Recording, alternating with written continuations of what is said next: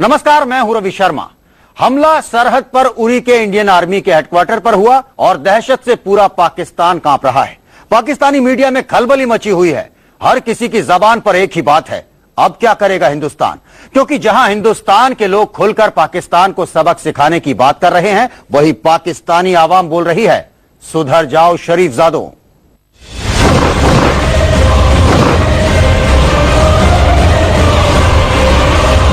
अगर हिंदुस्तान एक conventional attack Pakistan पे किया, आपके पास इतना ताकत नहीं है कि आप उनको रोक सके। आप कमजोर हैं, आप आंखें नहीं दिखा सकते। हम आंखें दिखाएंगे, हम खड़े होंगे, ना से रोज घास खाएंगे। हमें ये जानना चाहिए कि हिंदुस्तान को शिकस्त हम नहीं दे सकते। दहशत में कांप रहा है पूरा पाकिस्तान। अगर हिंदुस्तान एक कन्वेंशनल अटैक पाकिस्तान पे किया, आपके पास इतना ताकत नहीं है कि आप उनको रोक सकते। खौफ में पाकिस्तान के करोड़ों लोग। जिस स्टेज पे है ना हिंदुस्तान टेक ऑफ के, तो जिस टेक ऑफ स्टेज पे वो है, वो भाई मरना है। हुक्मरानों को कोस रही पाक आवाम। ये बात ये है कि हम हैं भूखे नंगे, ठीक है, सीधी सी बात, बड़ी सख्त बात है। हम हैं भूखे नंगे, ठीक है, हमारे में कोई सेल्फ एस्टीम नहीं है, हम अपने पांव पे आज तक खड़े नहीं हो सके। पूरे पाकिस्तान में फैला मोदी का खौफ। मोदी का प्रॉब्लम यही है, मोदी का प्रॉब्लम ये होगा जब अगला टेररिस्ट अटैक हो जाएगा, और अगला टेररिस्ट अटैक होगा। आवाम बोली, सुधर जाओ शरीफजादों।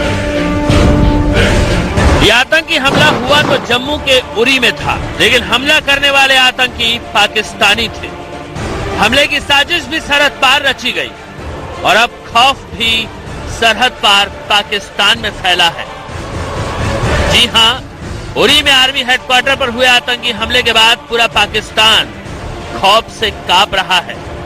हर पाकिस्तानी अपनी जान सलामती की दुआ मांग रहा है। पाकिस्तानी मीडिया में खलबली मची हुई है।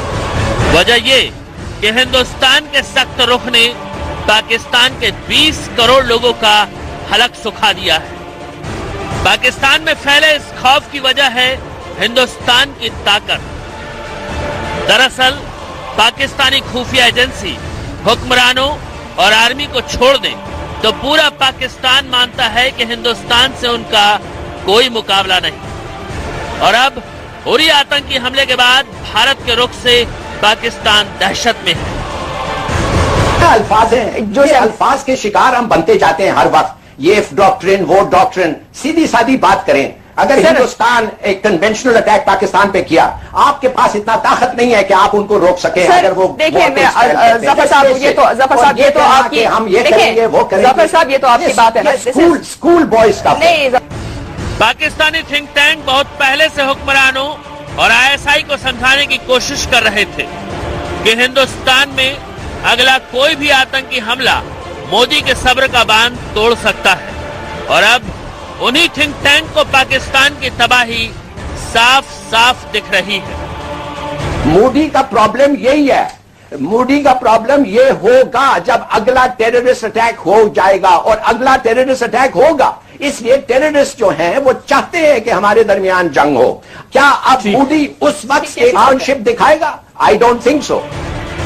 पाकिस्तानी आर्मी, आईएसआई और हुक्मरान भले ही हिंदुस्तान से टकराने का मुगालता पाले हों, लेकिन पाकिस्तानी आवाम मानती है कि हिंदुस्तान उस ताकत का नाम है जिससे टकराने का मतलब है पाकिस्तान की तबाही। जिस स्टेज पे है ना हिंदुस्तान टेक ऑफ के, तो जिस टेक ऑफ स्टेज पे वो है, वो भाई मरना है। वो इलाकाई सुपर पावर के तौर पे अपने आप को देख रहे हैं और उनका टेक ऑफ बड़ा गजब का है। ये 20 साल पहले, 25 साल पहले आपकी और उनकी करेंसी का क्या था, अब क्या है, अदवाद का फर्क है। दुनिया जानती है कि पाकिस्तान आतंकियों का पनाहगार है और उन्हीं आतंकियों के कंधे पर बंदूक रखकर वो हिंदुस्तान के खिलाफ साजिश बुनता है। जबकि पाकिस्तानी मीडिया बार बार यही समझाने की कोशिश कर रहा है कि पाकिस्तान की औकात हिंदुस्तान को आग दिखाने की नहीं है।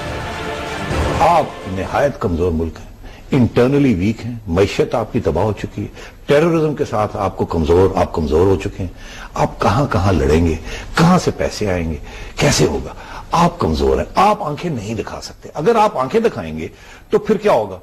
दिखाएं आप, ये भी हो सकता है कि जी कोई फर्क नहीं पड़ता। कुछ लोग हैं यहां कहते हैं जी जहन्नम में जाए, हम आंखें दिखाएंगे, हम खड़े होंगे, ना से घास खाएंगे। नापाक हरकतें अंजाम देकर पाकिस्तान ने आवाम के लिए आफत खड़ी कर दी है। तभी तो थिंक टैंक हुक्मरानों को पानी पी पी कर कोस रहे हैं। ये बात यह है कि हम हैं भूखे नंगे, ठीक है, सीधी सी बात, बड़ी सख्त बात है। हम हैं भूखे नंगे, ठीक है, हमारे में कोई सेल्फ एस्टीम नहीं है। हम अपने पांव पे आज तक खड़े नहीं हो सके। हिंदुस्तान पहले दिन से अपने पांव पे खड़ा हुआ, मुश्किल फैसले किए और अपने पांव पे खड़ा हो गया। जेबें काटी, बेल्ट टाइट की, पांव पे खड़ा हो गया, अब खुशहाली। हमने पहले दिन से अमेरिका के ऊपर डिपेंडेंसी की, उन्होंने कहा ठीक है आओ। दुनिया तो इनसे इत्तेफाक रखती है, लेकिन जंग के लिए उछल कूद करने वाले पाकिस्तान को कौन समझाए कि हद में रहे, वरना 20 करोड़ आबादी वाला मुल्क कब कब्रिस्तान बन जाएगा अंदाजा लगाना मुश्किल नहीं। मनोज अतलस के साथ वैभव कुमार, इंडिया न्यूज। सुना आपने, राहिल शरीफ और नवाज शरीफ, इन दोनों शरीफों की जोड़ी को पाकिस्तान की आवाम खुलकर आगाह कर रही है। पाकिस्तानी थिंक टैंक हुक्मरानों को आगाह कर रहे हैं कि हिंदुस्तान से टक्कर लेने की पाकिस्तान की हैसियत ही नहीं है।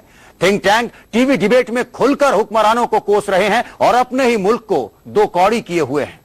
आपका इमेज क्या है दुनिया में? कभी जाके बाहर देखें आपका इमेज क्या है, कौन मानता है आपको?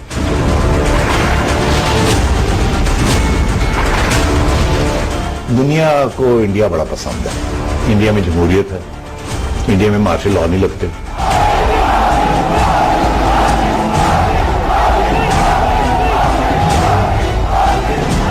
और इंडिया जो है इस वक्त एक इकोनॉमिक पावर बनने के मूड में है, उनका मोमेंटम बड़ा तेज है, उनकी ग्रोथ रेट बहुत इफेक्टिव है। दुनिया जानती है कि हिंदुस्तान सैन्य ताकत के मामले में किस मुकाम पर खड़ा है, लेकिन पाकिस्तानी हुक्मरान ये समझने को तैयार नहीं। पाकिस्तानी आवाम अच्छी तरह जानती है कि हिंदुस्तान की दुनिया में क्या हैसियत है और पाकिस्तान को कोई पूछने वाला तक नहीं। मेहरबानी से समझिए आपका क्या इमेज है इस दुनिया पे। ये कहती हैं कि इंडियन मीडिया इफेक्ट करता है तो आप क्यों नहीं कर सकते हैं? आपका इमेज क्या है दुनिया में? कभी जाके बाहर देखें आपका इमेज क्या है, कौन मानता है आपको? रॉबर्ट फिस्क तरह आदमी आपके बारे में ऐसे ऐसे अल्फाज चुन के लिखता है, ये आसान बात नहीं है। हिंदुस्तान आज उस मुकाम पर खड़ा है जहां हिंदुस्तान को एक ताकतवर मुल्क के तौर पर देखा जा रहा है। हर कोई इंडिया को पसंद कर रहा है, जबकि पाकिस्तान को एक आतंकवादी देश घोषित करने पर बहस चल रही है। दुनिया को इंडिया बड़ा पसंद है, इंडिया में जमहूरियत है, इंडिया में मार्शल लॉ नहीं लगते, ठीक, इंडिया सारी दुनिया के साथ इंटीग्रेट हुआ है। इंडियंस जहां भी गए हुए हैं वहां वो एक जिस मुल्क में भी हैं वो बड़े जिम्मेदार तरीके के साथ वहां अपना रोल अदा कर रहे हैं। और फिर इंडिया वो कहता है ना द वर्ल्ड्स बिगेस्ट डेमोक्रेसी, तो एक रोमांस है दुनिया का इंडिया के साथ, और वो रोमांस इंडिया ने, इंडिया की जो हुकूमत आती है उसको बरकरार रखती है। मतलब कितने मिलियंस ऑफ टूरिस्ट इंडिया जाते हैं, आपके यहां तो 10 टूरिस्ट नहीं आने के लिए तैयार। तो इंडिया ने एक माहौल बनाया। पाकिस्तानी बार बार हुक्मरानों और आर्मी को आईना दिखा रहे हैं कि हिंदुस्तान इकोनॉमी पावर बनने की तरफ बढ़ रहा है। आर्थिक तौर पर उसका हिंदुस्तान से कोई मुकाबला नहीं, लेकिन हुक्मरान हैं कि समझने को तैयार ही नहीं। और इंडिया जो है इस वक्त एक इकोनॉमिक पावर बनने के मूड में है, उनका मोमेंटम बड़ा तेज है, उनकी ग्रोथ रेट बहुत इफेक्टिव है, उनकी जो जीडीपी है वो बड़ी रिमार्केबल उसमें इम्प्रूवमेंट्स हैं, उनकी जो एवरेज पर कैपिटा इनकम है वो एनविएबल हो रही है इतनी बड़ी पॉपुलेशन के बावजूद। तो इंडिया जो है वो एक इकोनॉमिक टाइगर बनना चाह रहा है, तो जो इकोनॉमिक टाइगर होता है उसको इवेंचुअली वॉर्स वगैरह से रिफ्रेन करना पड़ता है। तीरे दिफा अपनी ही फौज को धमकी। टीवी डिबेट में इस पाकिस्तानी न्यूज एंकर ने हुक्मरानों को दो कौड़ी कर दिया। ये खुलकर कह रहा है कि हुक्मरान सेना के लिए जिस तरह के लफ्जों का इस्तेमाल करते हैं वो दुनिया से छिपा नहीं है और इसकी पाकिस्तान को भारी कीमत चुकानी पड़ेगी। हमारे सियासतदान और हुक्मरान हमारे अपने मुल्क और अपनी फौज के बारे में जो अल्फाज इस्तेमाल करते हैं वो किसी से ढका छुपा नहीं है। और भारत के हुक्मरान और सियासतदान अपने मुल्क और अपनी फौज के खिलाफ एक बात सुनना नहीं चाहते। हमारे वजीर दिफा अपनी ही फौज को धमकी देते हैं और भारत का वजीर दिफा अभी वो भी पाकिस्तान की फौज को धमकी देता है। हिंदुस्तान की ताकत और अपनी कमजोरी को समझने के बाद अब पाकिस्तान को जान लेना चाहिए कि हिंदुस्तान से टकराना उसके बस में नहीं है और ऐसा सोचना भी आफत का सबब बन सकता है। ये हम नहीं, खुद एक पाकिस्तानी बोल रहा है, सुनिए। बातचीत के साथ ही आप कुछ ना कुछ ले सकते हैं और कुछ ना कुछ देना पड़ेगा। क्या देना पड़ेगा? आपको कश्मीर के ऊपर जो यूएन रेजोल्यूशंस हैं इसको भूलना पड़ेगा। उसकी दो वजूहात हैं। एक ये कि आप इंप्लीमेंट नहीं करवा सकते, ना दुनिया आपके साथ है ना आपके पास ताकत है उसको करवाने की। और तीसरी बात ये कि कश्मीरी नहीं चाहते कि वो आपका हिस्सा बने, ये हमें एक्सेप्ट करना पड़ेगा। हो सकता है एक वक्त था जब वो चाहते थे, मगर बहुत कुछ हो चुका है, अब वो नहीं चाहते। पाकिस्तान में आई इस सुनामी को देखकर अंदाजा लगाना मुश्किल नहीं कि इस मुल्क में कितना खौफ फैला हुआ है। अगर हिंदुस्तान ने कोई भी सख्त फैसला लिया तो यकीन मानिए पाकिस्तान का नक्शे से नामो निशान मिट जाएगा। मनोज अतलस के साथ वैभव कुमार, इंडिया न्यूज। उरी हमले के बाद जहां हिंदुस्तान में गुस्सा है, वहीं पाकिस्तान उकसाऊ हरकतों से बाज नहीं आ रहा। ऐसे में मुमकिन है कि सरहद पर हालात बिगड़ जाएं।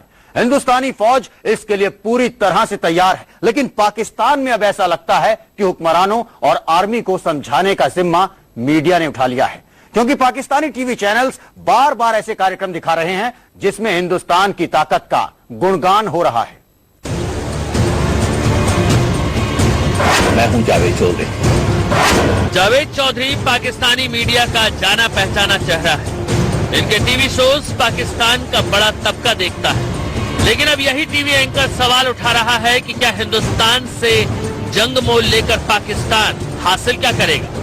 सुनिए अपने प्रोग्राम में जावेद क्या कहते हैं। भारत जंगी जुनून में अपनी फौजें पाकिस्तान की सरहदों पर ले आता है तो फिर क्या होगा? क्या पाकिस्तान अपने से कई गुना बड़े मुल्क, बड़ी मैशियत, बड़ी फौज और बड़ी टेक्नोलॉजी का मुकाबला कर सकेगा? क्या हमारे अंदर इतना पोटेंशियल, इतनी ताकत और इतना जज्बा है कि हम भारतीय यलगार को रोक भी सकें और उसे मुंह तोड़ जवाब भी दे सकें? जावेद चौधरी ये सवाल उठाकर साफ लफ्जों में पाकिस्तानी आर्मी और हुक्मरानों को समझाने की कोशिश कर रहे हैं कि हिंदुस्तान से बच के रहना, क्योंकि पाकिस्तान की छोटी सी गलती दोनों मुल्कों को जंग में धकेल देगी। हिंदुस्तान का कुछ बिगड़ेगा या नहीं, लेकिन पाकिस्तान जरूर खत्म हो जाएगा और इसके पीछे वो बड़ी वजह भी गिना रहे हैं। जबकि सूरत हाल ये हो कि भारत की आबादी 1 अरब 12 करोड़ हो, जबकि हम फकत 17 करोड़ हों। भारत की आर्मड फोर्सेस 14 लाख हों, जबकि हमारी फौज महज 5,50,000 हो। भारत की एयरफोर्स 1,45,000 हो, जबकि पाकिस्तान की सिर्फ 45,000 हो। भारत की नेवी 52,000 हो, जबकि पाकिस्तान 23,800 पाकिस्तान की नेवी हो। भारत के पास 738 एयरक्राफ्ट्स हों,